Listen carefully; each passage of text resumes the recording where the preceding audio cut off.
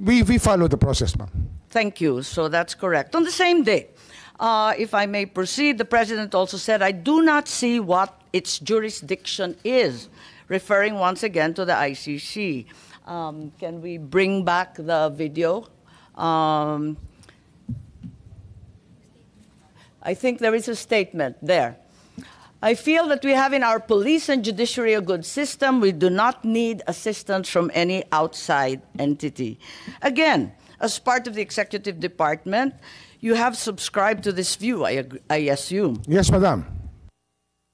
So to clarify, the statement means that the President was not recognizing the jurisdiction of the ICC over the crimes allegedly committed by the former President. Is that correct?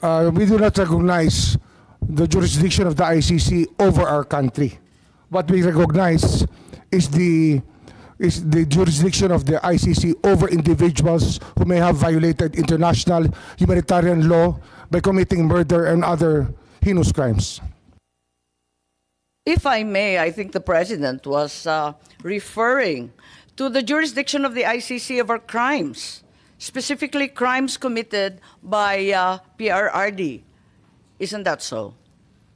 Can you rephrase your question, ma'am? Well, you said that while the ICC has no jurisdiction over the Philippines as a state, it maintains jurisdiction over individuals and crimes under Yes, the ma'am. international humanitarian order. Yes, ma'am. Right. What the President said is that there is no jurisdiction over the crimes committed by the former President. Well, Because we have a functioning police and judiciary system. Unless you submit that we don't. submit that we don't what, ma'am? That we don't have a functioning police force. We have a functioning or police a force. Judiciary. We have a judiciary. But what we are dealing with here You're is crimes contradicting your committed President, 14 years Secretary. ago to 2019. We're talking about a timeline, Your Honor, that we were not even here yet, and that it was very hard. Ma'am, may I continue? Yes, carry on. Well, yes. it was very difficult for us. We made our No, the commitments. President made it very clear. We very made our functioning. commitments to the United Nations that we would investigate all of these crimes committed during the drug war. And it was not a very easy task, ma'am, because the people that we expect to be cooperating with us were not. So, although we're still doing our investigations on the EJ case, on the extrajudicial killings committed during that time, Yes, I'm not reviewing the drug war. This is a Foreign Relations Committee hearing. Yes, ma'am. But in this statement, the President clearly means jurisdiction over individuals. It's very, very clear. There's no area for quibbling. And if you say there's jurisdiction over individuals, I don't believe that you are in agreement with your President. As a matter of fact, the ICC does not try countries, after all. They do try our individuals, views however. evolved during times, at times. And I don't So you know do admit if he that still you- has the same view up to today, because we are talking about a clip which was done 1.5 years ago. Our minds can change, ma'am. We cannot just stay in one rut and say that this is the absolute, because our minds may change, and we are allowed that by the law of man and the law of God. Yes, of course. Of course, we all change our minds, and Mr. Secretary. So you are saying that the President changed his mind. Well, When did he I change cannot his speak mind? for him, Madam. I cannot speak for him. Your conclusions are really your own, and I cannot adopt your conclusions here. They're not my conclusions. It's a bold statement, which really... Well, your does not- statements of belief are your own, ma'am. I cannot adapt to your statements of belief, but I will respect them. The statement of the President is very, very clear-cut. I would like to show also a letter in December of 2023. Do we have it on hand? Can you enlarge it so that it's much clearer?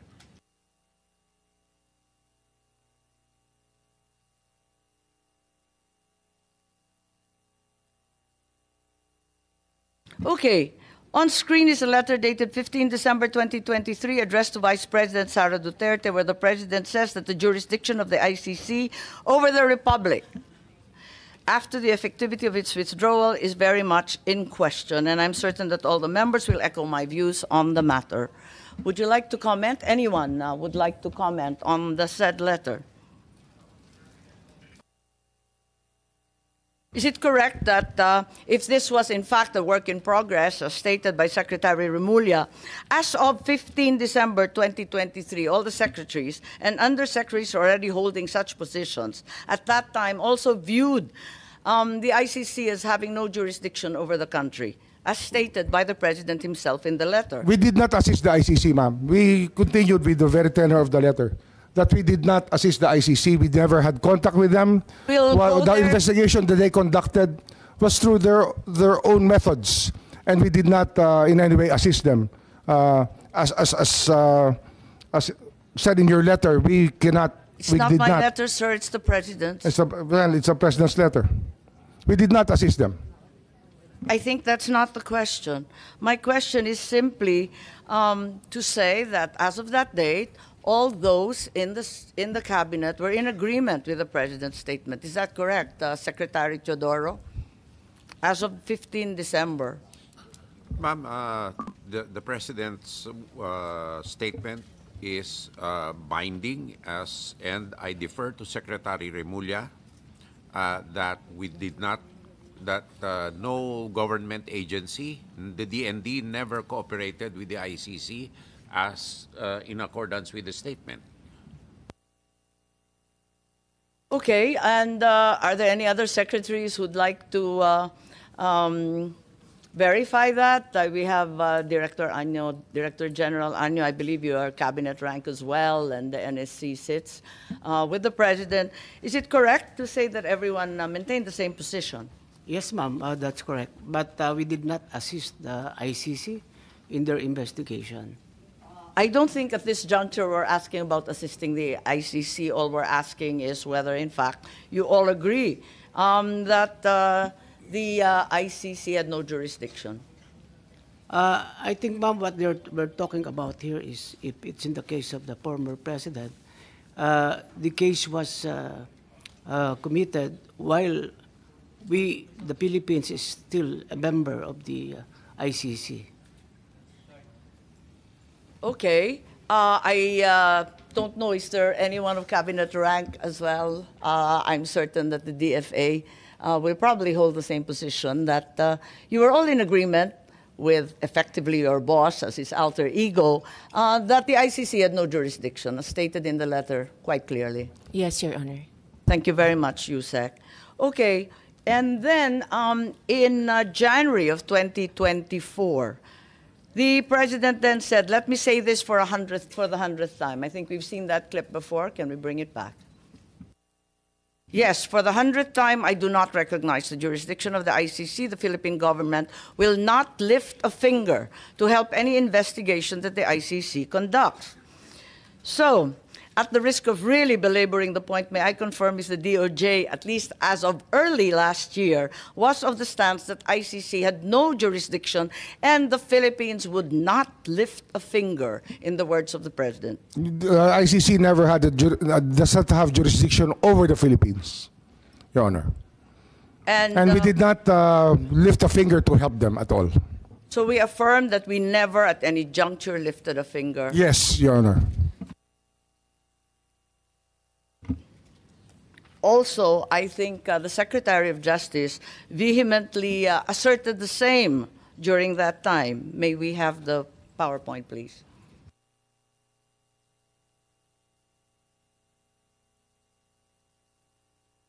Are these your words, Secretary? Yes. Those are my words. Right. And there is no jurisdiction, and we have an inherent right to determine our own legal framework and address internal matters. Yes, Your Honor. So also there is an assertion that our justice system is robust and functional. Your word, sir. Yes, Your Honor. However, 10 days later, after Secretary Remulla gave the above statement, on 20 February, there seems to be a slight yet significant change in the tone of the president's rhetoric when he said, I am not certain if we have the PowerPoint. Do we have a slide with the president?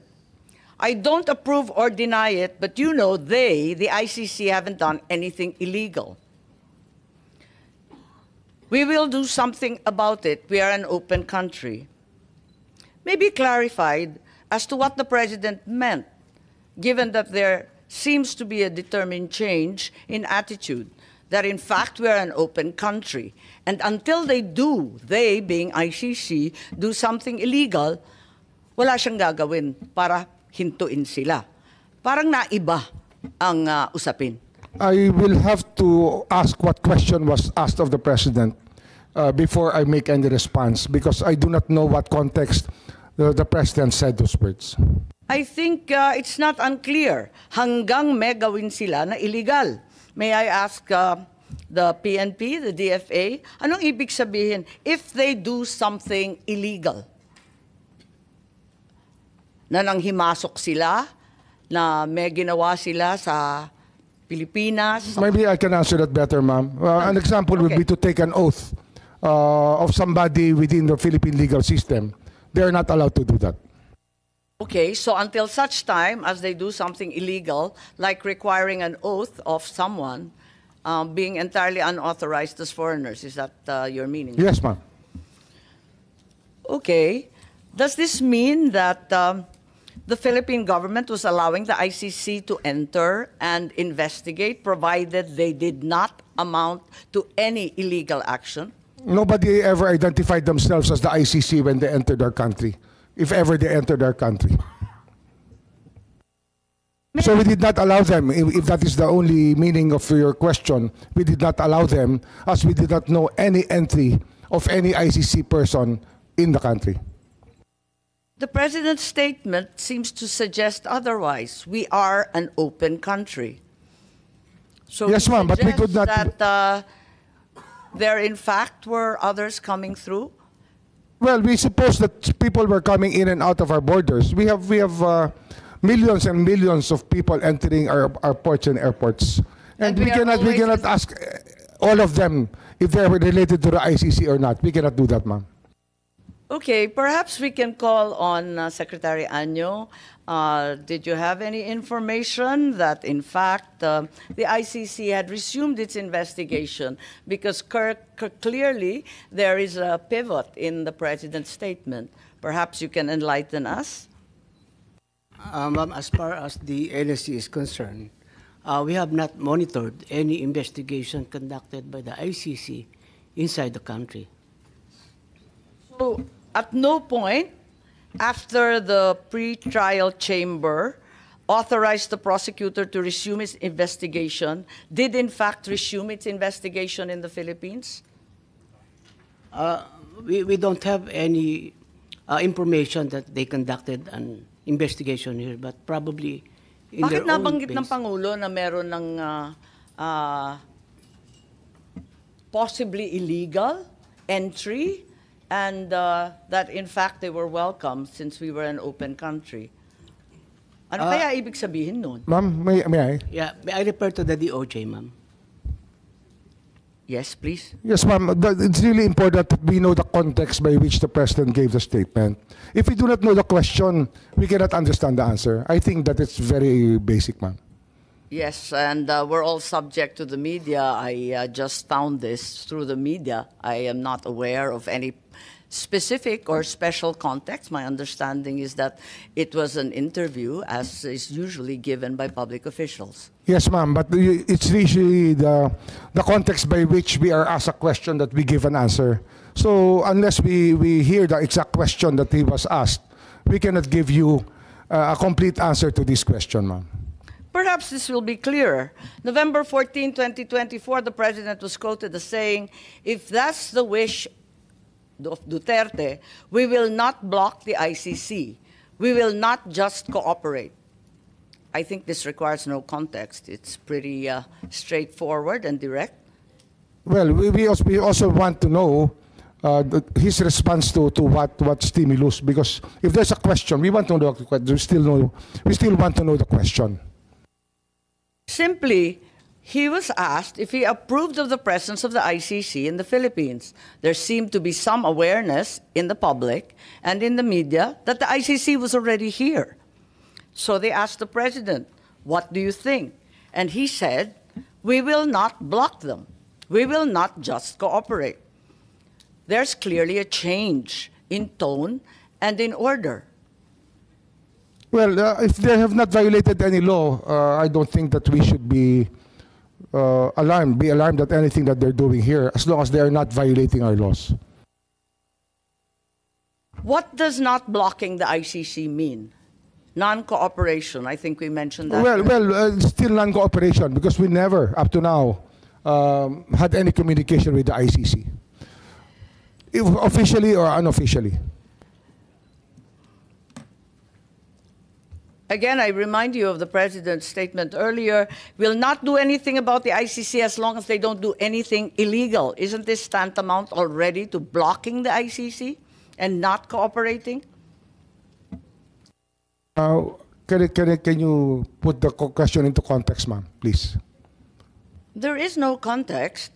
It's simply that previously the president said that the government will not do anything about the ICC, like you commented on, unless they do something illegal in the Philippines. Is this not tantamount to blocking the ICC? Well, blocking the ICC, we never knew that they were here. We cannot do something that we do not even know or identify the people who are supposed to be blocked. So I don't see the logic, ma'am. No, it's a simple question, straightforward. As of November 14 last year, ang sinabi ng Pangulo, no blocking, pero no cooperation din. Tama? Marahil, yun siguro ho, mas maganda hong Tagalogin natin, hindi tayo tutulong sa kanila. Hindi tayo tutulong. Hindi tayo hahadlang, ngunit hindi tayo tutulong. Yung paghadlang kasi, wala. Ng anuman investigasyon, pwera lang kapag illegal na ang ginagawa. Pero ganun nga ho yun. Hindi rin tayo tutulong. Ganun ho ang batas natin eh. Nanguhuli lang po tayo pag may ginawa ho mali. May ginawa ho paglabag sa batas. Ang maliwanag dito, nag-umpisa na ang investigasyon. As of November nung nakaraang. Hindi ko po masasabi yun. Kasi wala po akong contact, wala po akong alam na ganung hong usapin nung panahon na yun. So ang ibig sabihin, hindi pa nag-uumpisa ang investigasyon, nagsasalita lang ang presidente ng kusa? Depende nga ho sa tanong. Ang problema ho, sa dating salita? Ang problema ho, kung hindi natin alam ang tanong, paano natin malalaman kung paano ba niya sinagot yung tanong sa ganung paraan? Kaya kung pwede ho, ilagay niyo natin sa sabi ko lang ng ilagay tanong, po natin sa talata yung tanong na tinanong kay Pangulo para malaman natin kung ano ang kanyang sinasabi. Kasi hindi ho eh. Ang ganitong salita po ay response po sa isang tanong. Kaya dapat yung tanong po sana iharap niyo po sa atin para buo ang pag-uusap. Tsaka sino po ang nagtanong? Anong pagkakataon niyo ang tinanong? Ang media ang nagtanong at ang simpleng tanong, aprobado mo ba ang presensya ng ICC in the Philippines? I think the identity of the media is irrelevant. The question is, does he approve of the ICC in the Philippines? Ang sabi niya, simple lang naman, ay kapag walang illegal, talaga naman sasalubungin natin sa ating bansa pagkat tayo ay bukas at malaya. Yun nga ho, tama ho yun. Yun ang sinabi niya. Talaga hong hanggang wala hong ginagawang illegal ang tao, ay pababayaan natin silang manatili sa tahimik. Tama. Ngayon, ang ibig sabihin nito, nag-umpisa na ang ICC investigation. Maybe we ask Secretary Anyo, please. Bilang NSC, baka mas alam ninyo kung kailan nag-umpisa yung parating nila, yung pabalik-balik po nila. Madam Chair, wala po kaming impormasyon. Hindi po kami aware na nagkaroon ng investigation dito ang ICC ng mga panahon na yan. As of November noong nakaraang taon, wala pang ICC investigation anuman na nalalaman po ninyo? Wala po kaming nalalamang investigation. At wala po kaming namomonitor na pumuntang ICC investigators. So ganun din ang ating Deputy DG Erico, si DG Guloy, baka may maidagdag kayo. Dahil ang pagkaintindi namin, pag narinig mo, nabasa mo, simpleng pagkaintindi, sinabi na ni Presidente hindi namin pagbabawalan. Ano kaya yun na pagbabawalan? Kung hindi pa nag-umpisa, bakit sinasabi niya hindi ko pagbabawalan hanggang hindi illegal? Nakakapagtaka. Ganon din po, Madam Chair. Wala rin po kaming informasyon at saka na-monitor na meron po ICC during that period, Madam Chair. So ang Pangulong mag-isa ang nagsabi na hahayaan niya, pwera lang kapag illegal na ang gawain. Siya lang mag-isa ang nagsabi nun, ngunit kayo, wala naman kayong impormasyon na naibigay sa kanya tungkol doon. Opo, Madam Chair. Wala po kaming informasyon na ibigay kay Presidente po, Madam Chair. Thank you. As we speak today, what is the stance of the executive? Does the ICC have jurisdiction over the crimes committed in the Philippines between November 2011 and March 19, 2019? We just follow the Supreme Court's dictum in the case of Pangilinan Cayetano. And that is? That is, the residual jurisdiction is there up to 1 year from the date of withdrawal of the Philippines. Up to 1 year, right? Yes, Which will Madam. bring us to March 2019. 2019. 2020. 2019. 2019. Yes, ma'am. So, pati yung residual jurisdiction na sinasabi po ninyo, hanggang 2019 na lang. Yes, ma'am. So, yun wala po na sabi kayo. ng Korte Suprema. Tama. Oh. So, ngayon wala na. Maski residual jurisdiction, wala na rin.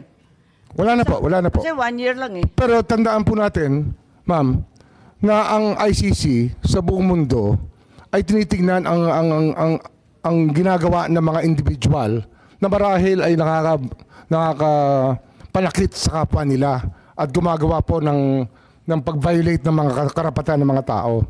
Yun po yung tinitingnan po na ICC rito eh. Kaya ho, hindi po yan ang ating tinitingnan eh. Ang tinitingnan po natin talaga, ano ba talaga ang ICC? Ang ICC ay tinatag upang habulin yung mga individual na lumabag sa batas ng tao at sa batas ng Diyos. Yun ang pagkakaunawa ko.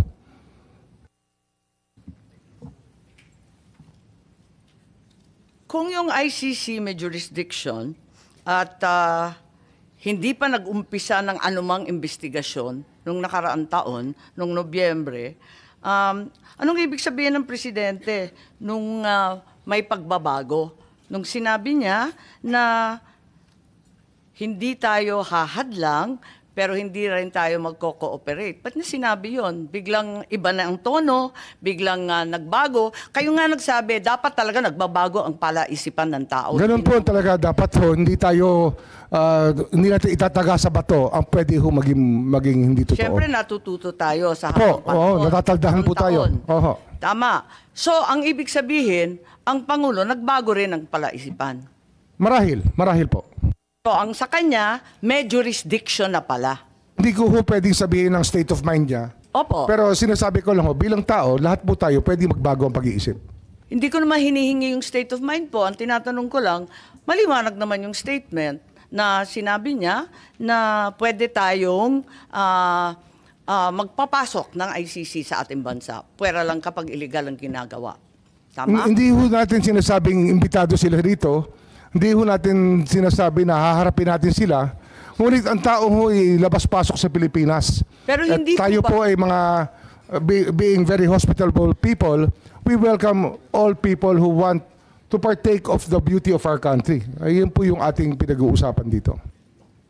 Pero hindi po ba yung mas maagang mga statement, yung mga unang statement, talagang hindi daw siya lalahok sa anumang investigasyon. Ngayon, hahayaan lang niya.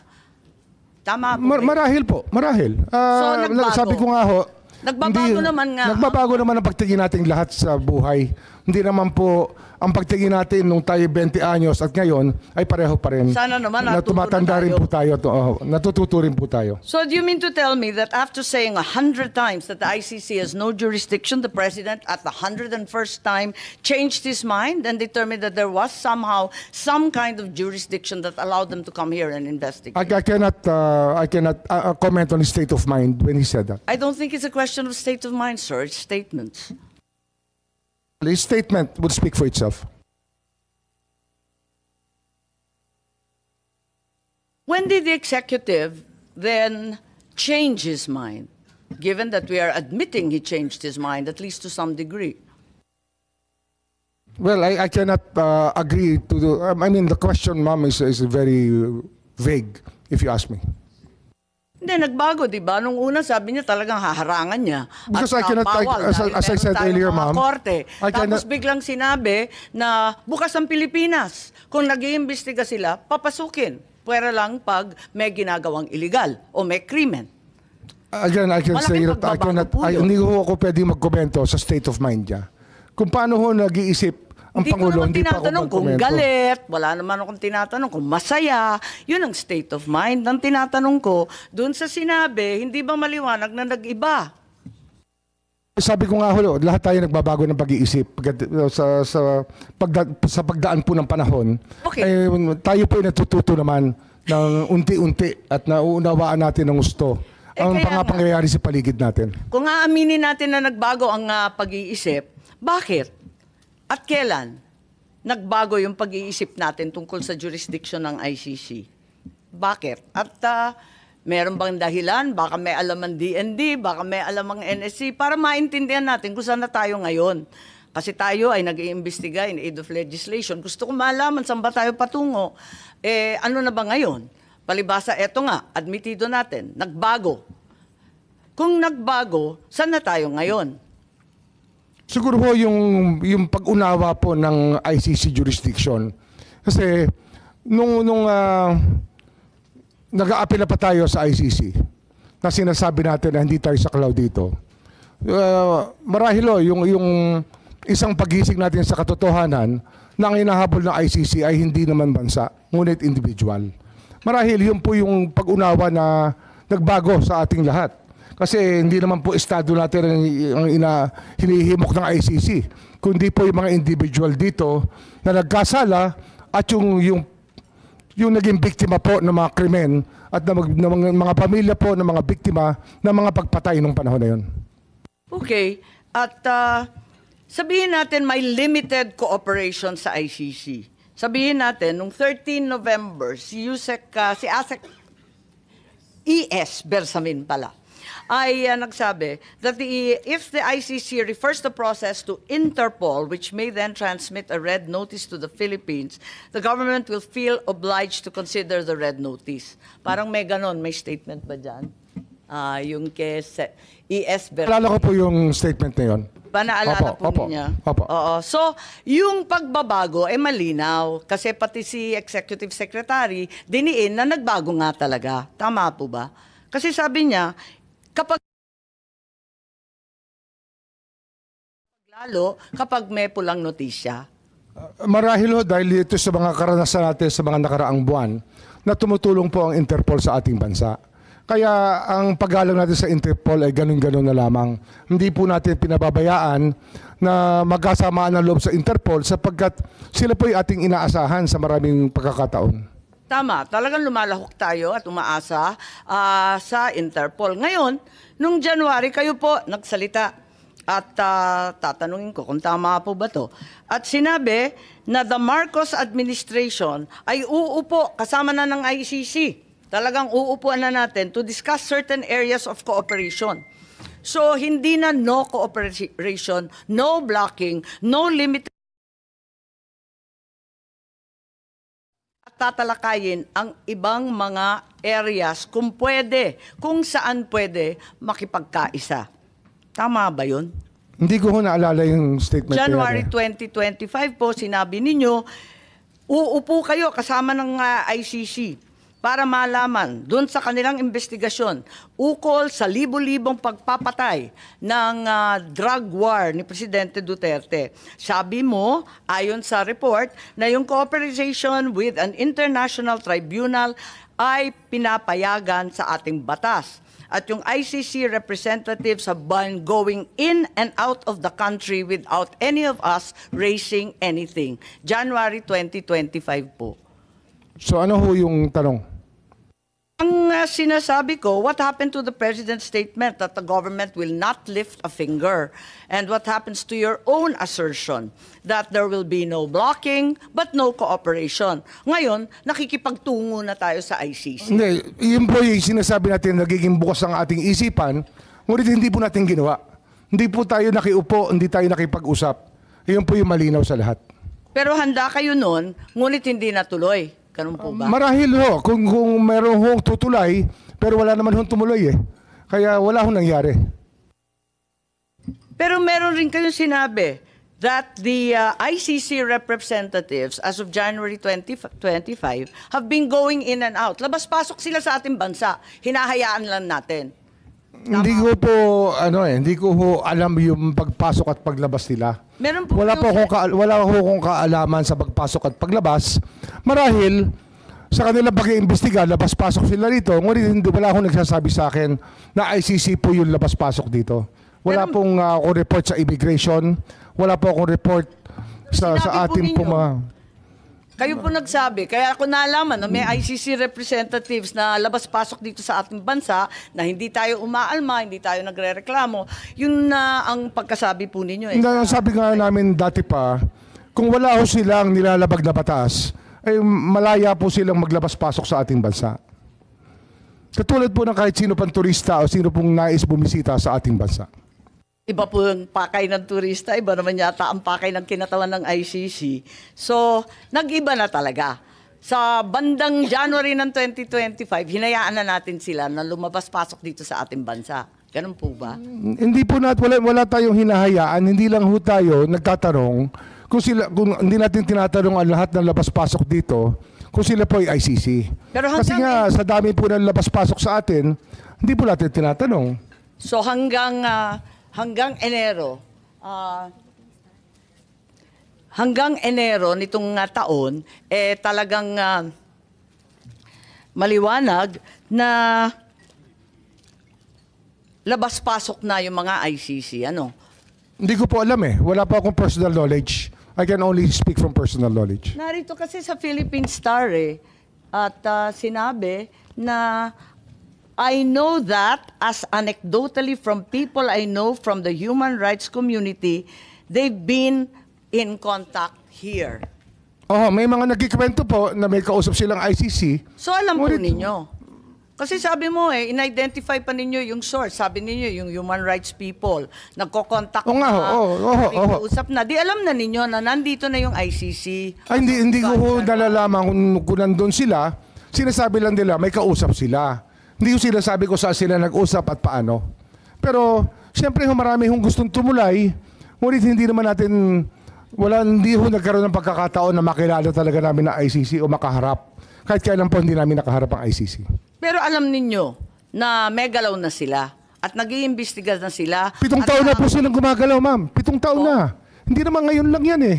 7 years ago, the ICC was already investigating what happened during the drug war. What happened 7 years ago? Parang nahinto Bakit sinabi natin na hindi na tayo Yun lang po yung aking recollection kung kailan sila nagsimula. Na parang 2016 nga, baka 9 years ago pa. Sinimulan na po nilang bantayan ang ating drug watch, yung ating drug war, nung nagsimula po yung patayan. Pero matibay ang ating kalooban, matibay ang paninindigan natin na hindi natin tutulungan at talagang tututulan natin pagkat meron tayong sariling pulis, may sarili tayong mga korte. Ang liwaliwanag nun. Opo. Bago lamang... Meron po tayong panahon na binabantayan nakaraang dito. taon. May panahon po tayong binabantayan dito. 2016 hanggang 2019, ay doon po ang kainitan ng drug war. At ito po, ang dami ho lumalapit sa aming opisina, humihingi ng tulong na maimbestigahan yung magpatay kung kani-kanino na lamang. Pero marami ho kaming talagang naging ano eh. Kailan pumunta sa opisina ninyo? Kasi ang binabanggit ninyo, hindi pa Marcos administration, yung 2016 to 2019. Kailan nag-umpisa? Simula ho sila pumunta sa amin, 2022 na. Oh. So matagal na ho nakalipas ang mga krimen na nangyari. Pero nung umpisa, ang sinasabi natin, paulit-ulit, talagang hindi tayo tutulong at hindi natin hahayaan sila manghimasok. Maybe we can ask Secretary Anyo, sorry, kumakain po kayo, violation na naman ng human rights po to. Pero kung maaari bilang pinuno ng National Security Council, baka may naalam kayo tungkol sa pivot. Kasi parang nag-iba eh. Di nag-iba. Bakit nag-iba? Nung una, ang tindi ng ating paninindigan na hindi kailanman tayo tutulong sa ICC. Biglang lumambot, nahahayaan natin pag pumasok sila, tapos pagkatapos nun, meron ng statement, uupo tayo. Kung may mamamagitan, pag-uusapan kung saan tayo pwede tumulong. Meron ba kayong alam, Secretary Anyo? Kasi maraming nagsasabi na kayo daw ang dahilan kung bakit nagbago ang isipan ng ating administrasyon. Madam Chair, palagay ko po ay walang basis po yung ganong klaseng allegation sapagkat ito po ay legal na usapan at hindi po kami nag-focus sa legal na usapan sapagkat ang sa amin po ay on the lens of national security. Tapos wala rin po kaming na-monitor na pumasok dito ng mga ICC investigators nung sinasabi ng mga panahon na yan. So wala kayong alam tungkol sa pagbabago ng isipan at polisiya ng ating administrasyon? Wala po, Madam Chair. At hindi rin kayo kasama sa pagpaplano ng aresto ni former President Duterte? Ma'am, meron po akong opening statement. Pwede ko po bang basahin? Siyempre, oo. In the meantime, if I may